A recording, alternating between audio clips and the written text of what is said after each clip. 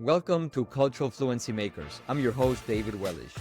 Each week, we welcome leaders to share how they stay ahead of the ever-changing consumer landscape.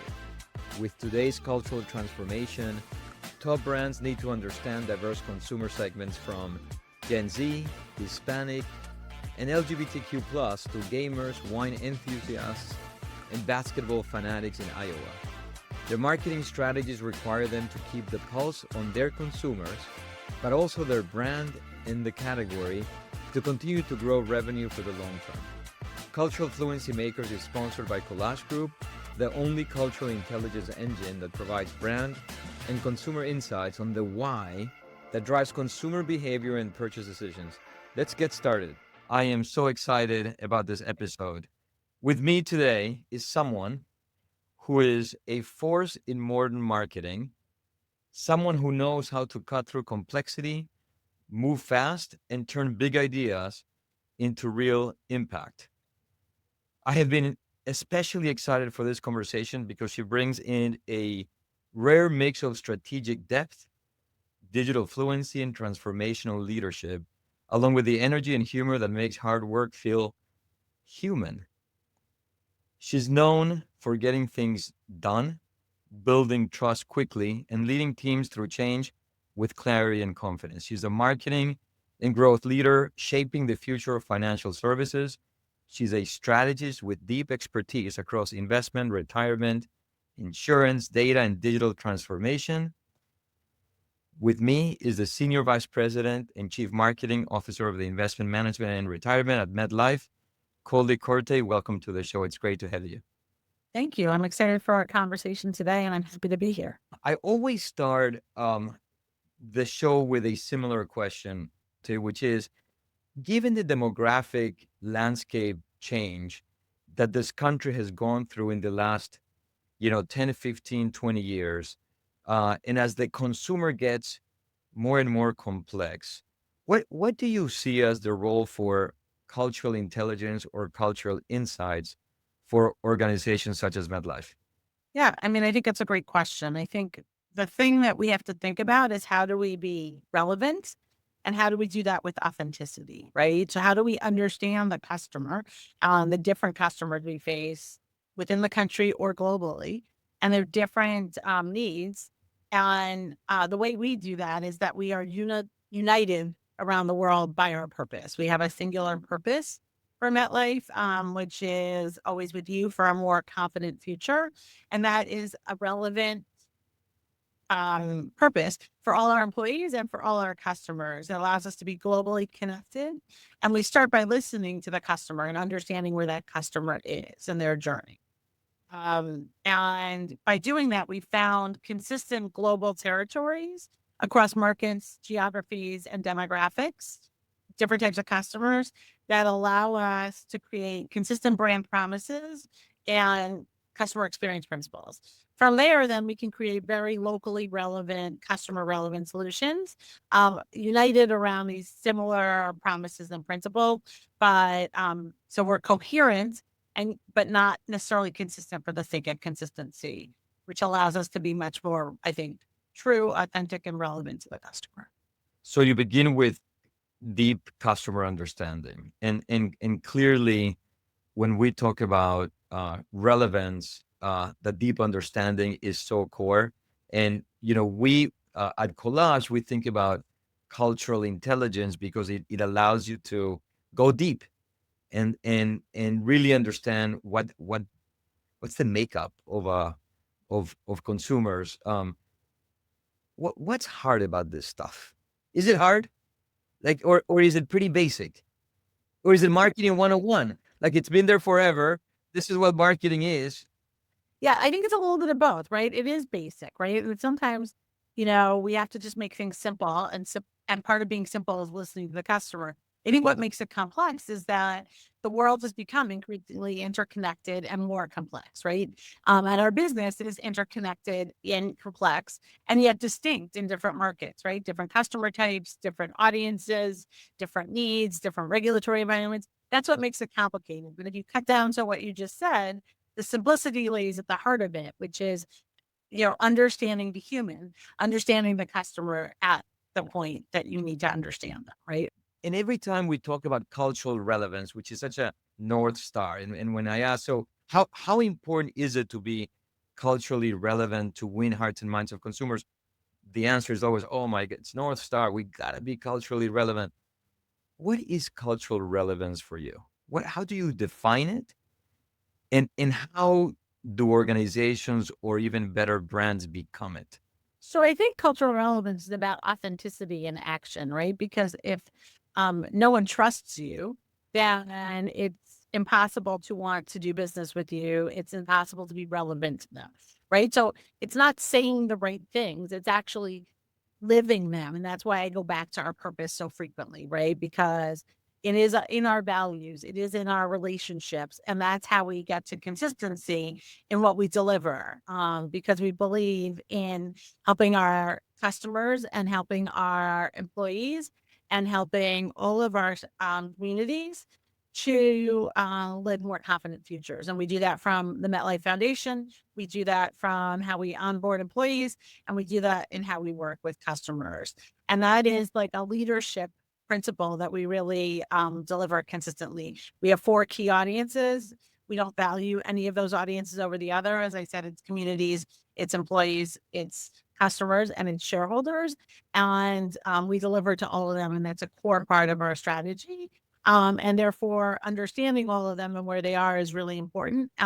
So back to your question, cultural relevance is about authenticity and action and how we create authentic relationships and provide value to those audiences. It's great. Thank you. So MedLife is a 150-plus-year-old brand built on a culture of care. In a world obsessed with automation, how do you ensure that cultural relevance or fluency doesn't get lost in spreadsheets? I mean, some of it is just in the fundamentals of always having a human in the loop, right? At the end of the day, you have a human customer, you have a human, either sales, service, claims person, and you have a human to human relationship.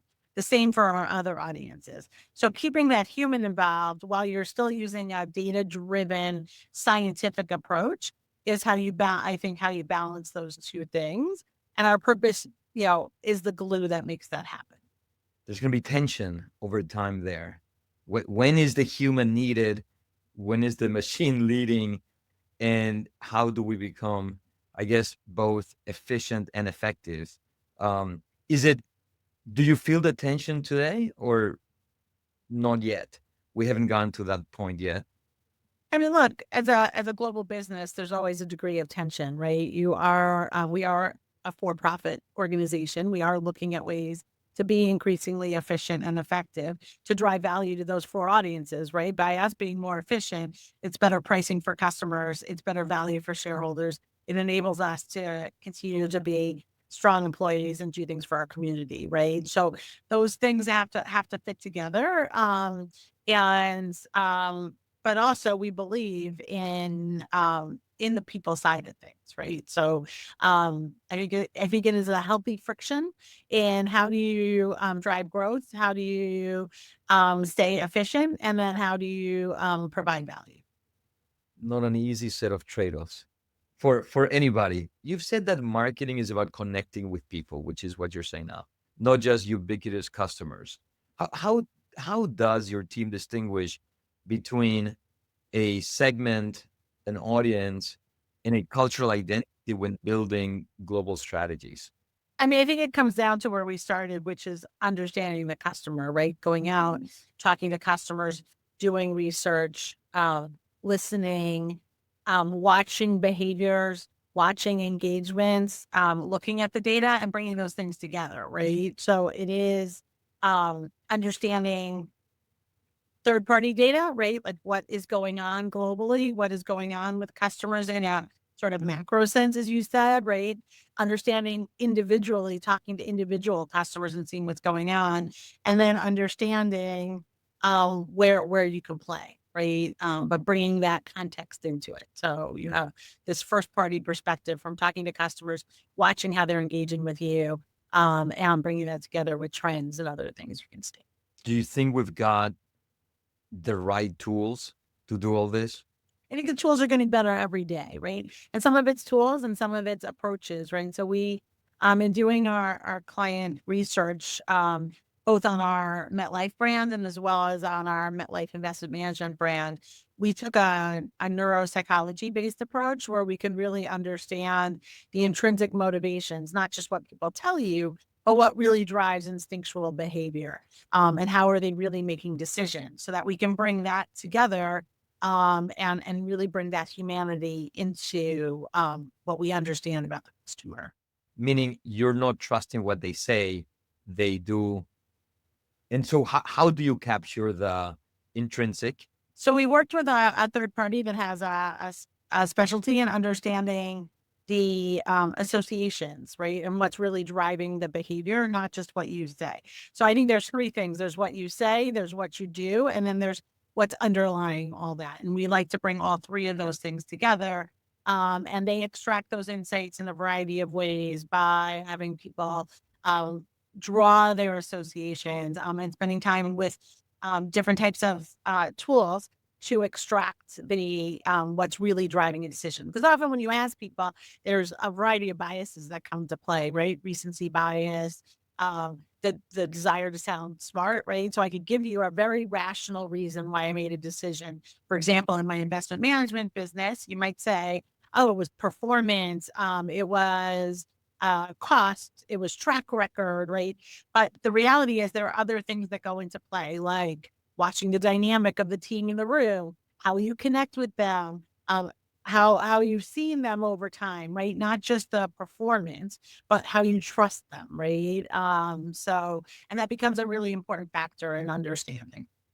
In the world of research, getting to the right answer seems so critical.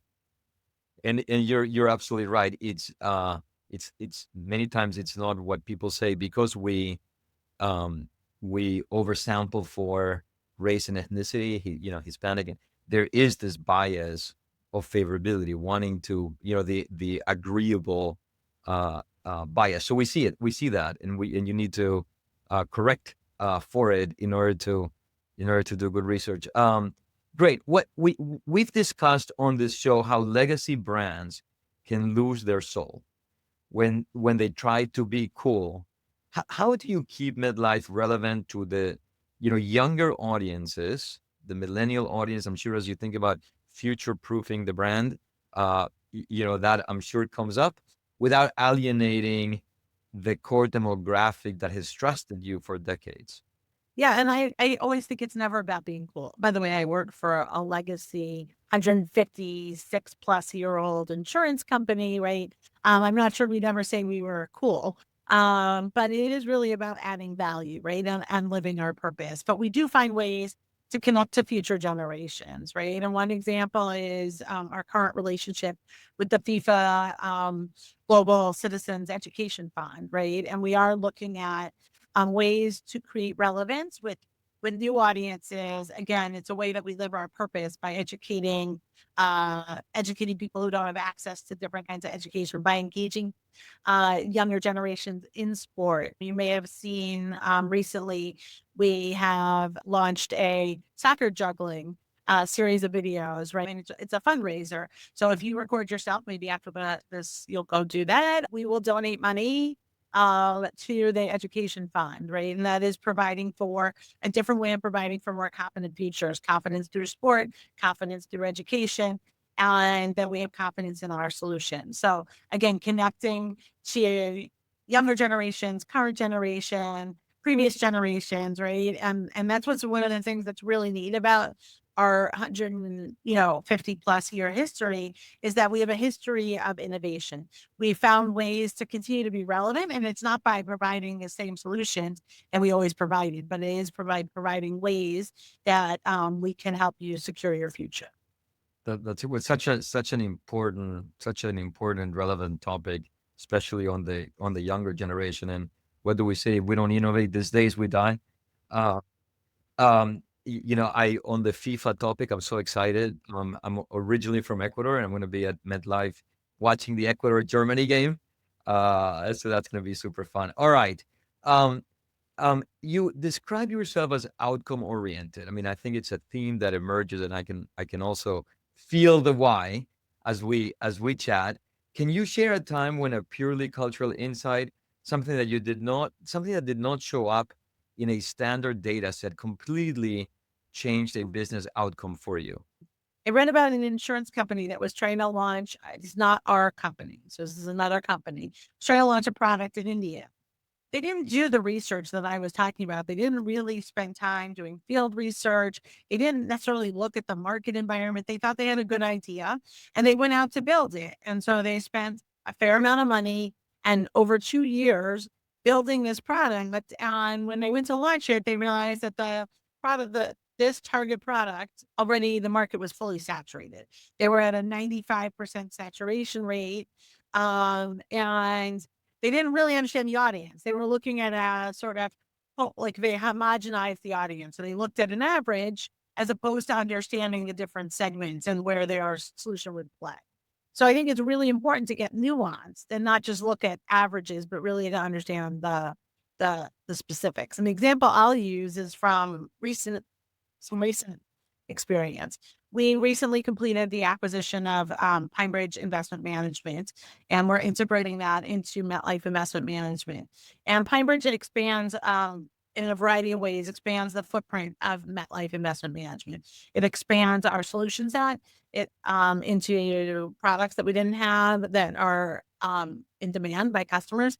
It expands our geographic footprint into markets we didn't play, particularly in Asia, and it expands our distribution footprint into what we call an intermediated business or intermediary. And so when we started, like I understood intermediary from my past, from being at other companies, I had a very clear understanding of intermediary. But yeah, when you look at our legacy MIM business in the US, our intermediary business is largely sub-advised. So our brand doesn't show up to the end customer. We sell to a third party, they rebrand it. It's like a white label, like you sell a jacket to Macy's and they sell it as, the Macy's brand. And we actually have many flavors of intermediary, from in Taiwan, where we are a retail business and where we need to then sell to both a home office fund selector, we sell to an advisor, and ultimately we're reducing friction in that advisor's sale to the end customer. We also sell direct to some extent to those end customers on our website. We have an e-commerce solution, but all the way to that sub-advised solution that I was talking about in the US. And then we have different flavors of that around the world. So understanding how marketing supports that and what those customer needs is very different on which point you're selling to and which point the customer is. So, that was like very real. And by going out into the field, I started to be able to dissect the different definition of what an intermediary was and then help us design the right series of marketing solutions and platforms for them. That's a great example, and it shows the importance of starting with customer first. I mean, that's sort of where the truth lies. I always think of, when you've got a bad day and you're like strategically unclear about things, just talk to your customer. The answer at least somewhat lies there. It's a good place to begin. So let's move into a little bit of uh the big bad AI. How could we not talk about AI? So I'm going to start with you often use sports analogies to explain data. If data is the money ball of marketing, what is the home run for cultural relevance that AI is finally making possible? Well, I mean, for years, I guess maybe most of my career, we've talked about the idea of personalization, right? And being able to personalize solutions and the way you touch customers. And I'd say that the home run for AI is making possible is how quickly we understand that customer and then how quickly we can convert that understanding to action. So how we can deliver relevant, customized solutions, relevant, customized outreach, relevant, customized engagement. And that's one of the things that I think we've really strengthened is to be able to better get signals, act on those signals, and be relevant to the customer and our solutions. Is there a tension on the other side of that? In a world where, and I think you mentioned this, Coley, trust is such the front and center of your industry. Is there a trade-off somewhere or not necessarily? I mean, I think we have to make sure that we are being helpful, right? So like we also have to make sure going back to your question about how do you like avoid being cool or avoid, avoid being cool at the expense of being relevant, right? The idea isn't to personalize for the sake of personalizing. It's in a way that adds value. And years ago at a previous company, someone on my team, we were talking to the executive team, and someone on my team said to them, they said, "What do you mean personalization matters?" And the person said, "Well, if you collect all this data from me, and yet you don't know who I am when you talk to me, so you send me a generic note to your customer, you know, I'm not even going to read it." And the executive team was completely stuck. Right. And there's this trade off. If you're going to collect information, we should be then applying that in a way that is creating more value for the customer. But again, it has to be that right balance of where is it valuable and not just where is it seem interesting, right? Or look cool to do it. It really has to be around creating value. So customizing things in terms of what's interesting to you, sharing insights that are relevant to you, being there at the moments that matter for you. That's like what I think is the personalized, relevant way for us to reach prospects and customers across the life cycle. Where do you think either we as an industry, you guys as a company, are in the AI journey? Like, are we in chapter one? Are we at the very beginning? Are we middle? Like, where are we? I think we understand both as a company and as a technology, we understand much more of what's possible. And we have to remember that we've been using AI for years. We just haven't been using it at scale, right? Because we had to be used to be that you had to be able to code, right? And coding was how you got to this. And now with generative AI and agentic AI, it's much more accessible to everyone, but it's not necessarily brand new, right? But I think we see much more of what's possible, but we don't fully know everything that is, right? And we need to experiment more. I'm a big advocate of putting, tools in everyone's hands. And I had two personal examples this weekend. They're not business examples at all, but on where the potential is. So I have two boys, they're 17 and 20, and they had an opportunity to coach a 4.5-year-old in soccer this weekend. They both are athletes, right? And they're good at what they do, but we're trying to think about remembering back when they were 4.5 and how would they engage this 4.5-year-old boy who may or may not want to do this. Father definitely thought this was a great idea. Did the kid think it was a great idea? And so I suggested that they ask Claude, right? And Claude helped them develop a training program, helped them think about what objections the child might have, and then it helped them frame stories, right? And they actually created a lesson plan for the session using AI, right? And that's something they couldn't have done before because they could have probably done a Google search. They could have gotten some ideas, watched some YouTube videos, right? But like, if you think about that leapfrog that they were able to walk in with a full game plan in 15 minutes. And I did something similar for myself this weekend. I created an agent for myself to be my personal trainer. And I gave him some objectives I had. And this morning, my personal training agent reached out to me and reminded me to get up and like go do these things and checked in with me on what I completed. So like those are things that like again we're able to do today that we weren't. Of course, you could do that. I could have created a regime for myself. I would have woken up, right? But the accountability piece and the fact that it's acting on my behalf and checking in with me, those are all new things that are skills that are available to me that I didn't have before. The same way there are more things in the workplace, right? And some of it's unlocking who has access to those tools, how do we use those tools the right way, and how do we use them to create the most value? But I think there's much to come that we don't know yet, but it's really exciting. Oh, that's amazing. That's amazing. I can't wait to hear. That's great. All right. Our last question on the business front and the AI front is, there's so much talk about synthetic audiences in the insights world. Do you have a point of view? Are you guys using them? What's your perspective on it? So we're testing the use of them. I think they can definitely be a useful tool. Like I'm trying to figure out how we can accelerate learning. How can we supplement audiences to scale things? But I am also concerned about this reversion to the mean, right? Which is if you are asking a synthetic audience at some point, how are you just not getting to the average, right? And you're losing some of the nuances and some of the long tail of what is the art of the possible. But I am trying to figure out how can we speed up insights work, right? How can we better understand customers faster?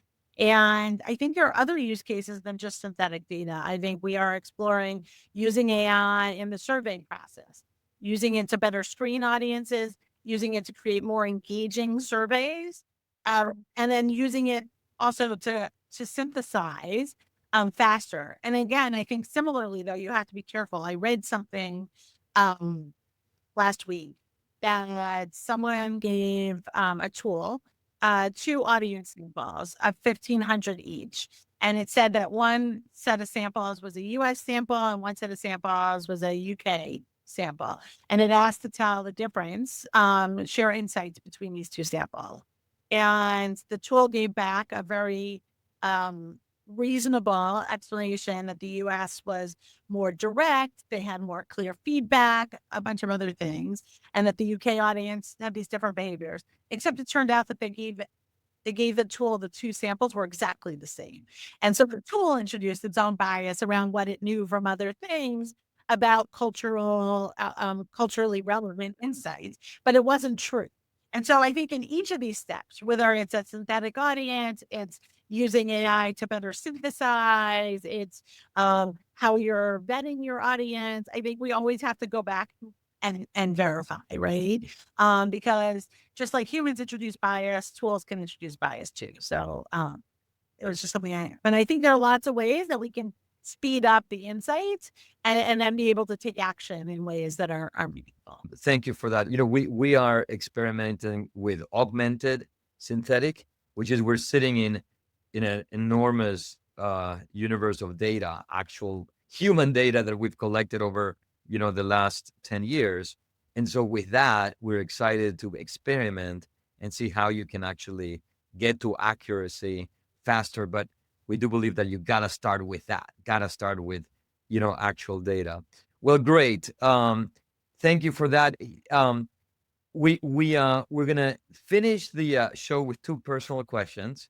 One is, what inspires you? What motivates you to do what you do every day?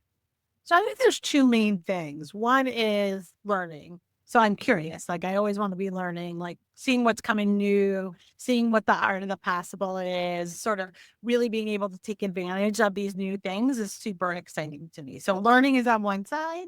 And then the other is like really having an impact. And having an impact and adding value could be in a variety of ways. It can be on people and teams, could be on the business, could be on my kids' future, right? So learning and adding value in ways that have an impact are the things that really make me excited and keep me motivated every day on all fronts, right? My workout front, my work front, my whole life, sort of across the board. It's great. Do you think given how fast the world is changing, we could get to the value impact without the curiosity? I don't think so. I think in order to add value, you have to be pretty curious. It's my biggest piece of advice for everyone is how do you remain curious, right? So I think being curious and wanting to continually learn is part of evolving and growing for all of us. Great. And then the last question is, if you could travel back in time and give your 20-year-old self advice, what would that be? So I think it's similar to what we just said. I think it's stay curious. I also think stay true to yourself, right? Like no one else can be you. So know what you bring uniquely to an equation, know your value, know your skills, and have confidence in that. And the last thing I'd say is you don't have to have all the answers, but you probably need to know how to ask the questions, right? So always, which I think ties to that curiosity, but always ask the questions, right? Could not agree with you more. So powerful to ask the right questions, even when we don't know the answer. Maybe even more powerful to ask the right questions. Um, Coley, thank you so much for your time this morning. This has been amazing. Congrats on your own professional journey, and I can even see the curiosity in your personal training, side of things. So again, really appreciate your candor and you're giving us kernels of gold and wisdom. Thank you. It was a great conversation. This has been another exciting episode of Cultural Fluency Makers. See you next time. That's a wrap on another episode of Cultural Fluency Makers. Thank you for joining us. Please share your comments and what you would like to hear more about. Be as specific as possible. For show notes and more, please visit culturalfluencymakers.com. This show is proudly sponsored by Collage Group, unleashing the power of cultural intelligence to fuel brand growth. Please follow Collage Group on LinkedIn, and we will see you next week.